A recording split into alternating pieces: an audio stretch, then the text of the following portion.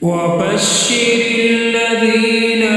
آمنوا وعملوا الصالحات أن لهم جنات تجري من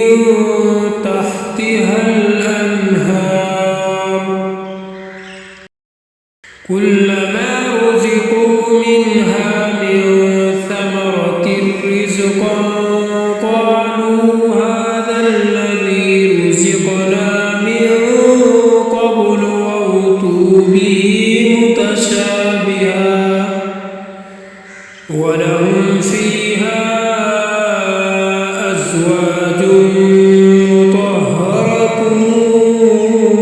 وهم فيها خالدون إن الله لا يستحيي أن يضرب مثلا ما بعوضة فما فوقها فأما الذين آمنوا فيعلمون أنه الحق من ربهم وأما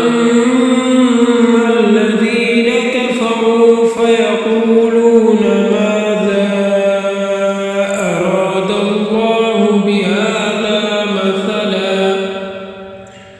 يضل به كثيرا ويهدي به كثيرا وما